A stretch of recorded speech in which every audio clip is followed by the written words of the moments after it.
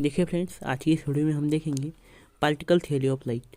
पिछली वीडियो में हमने देखा कि ड्यूअल नेचर ऑफ लाइट होता क्या है। आज की वीडियो में हम पार्टिकल थ्योरी ऑफ लाइट के बारे में चर्चा करेंगे। पार्टिकल थ्योरी ऑफ लाइट में हमें लाइट का एज अ पार्टिकल बिहेव कैसे करती है लाइट, उसके बारे में बताया गया है। उसका मेन साइंटिफिक नेम है प्लैंक क्वांटम थियरी।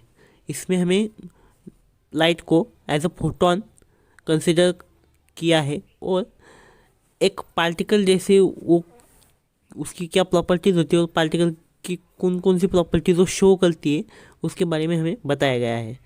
तो चलिए शुरू करते हैं।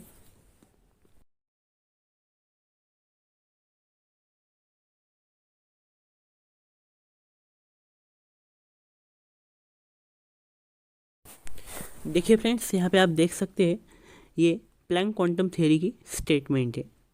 इसके हिसाब से मैं आपको इसे पढ़ के एक्सप्लेन करके बताता हूँ। देखिए, different amount and matter can emitted और absorb energy in a discrete quantity. Only the similar amount of energy that can be emitted or absorbed in the form of electromagnetic radiations is known as quantum.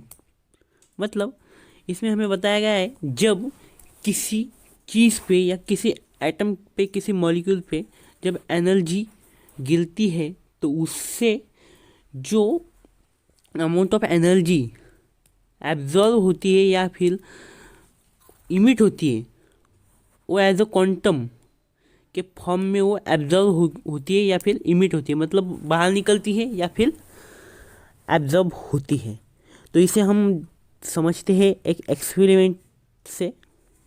देखिए friends, आप यहाँ पे देख सकते हैं एक particle है जिस पे एक लाइट गिर रही है। तो उसके बाद क्या होता है, लाइट जब गिरती है तो उसके अंदर बाहर एनर्जी बाहर निकलती है। मतलब जो लाइट की एनर्जी होगी वो पार्टिकल पे गिरने के बाद जो एनर्जी बाहर वापस निकलती है वो एक क्वांटस के फॉर्मेट में बाहर निकलती है, मतलब कुछ बंडल्स के फॉर्मेट में बाहर निकलती है। उसे प्लैंक क्वांटम थ्योरी ने क्वांटस कहा है। और उन क्वांटस की एनर्जी की वैल्यू एच म्यू के बराबर होती है, जिस वेवलेंथ फ्रीक्वेंसी से वो एनर्जी या वो लाइट आई होगी उस फ्रीक्वेंसी इंटू एच, मतलब प्लैंक कांस्टेंट से उसे मल्टीप्लाई करने के बाद जो एनर्जी बाहर निकलती है वो एनर्जी उन क्वांटस की होती है। मतलब कोई सपोज दैट कोई दीवार है और उस पर कोई चीज़ या कोई लाइट हम डाल रहे हैं, जैसे कि विजिबल लाइट हुई या यूवी रेज हो गई, वो डाल रहे हैं। उसके बाद उसमें से जो एनर्जी बाहर निकलेगी वो क्वांटस के फॉर्मेट में बाहर निकलेगी, मतलब पैकेट्स के फॉर्मेट में बाहर निकलेगी। उसे ही हम पार्टिकल नेचर ऑफ लाइट कहते हैं।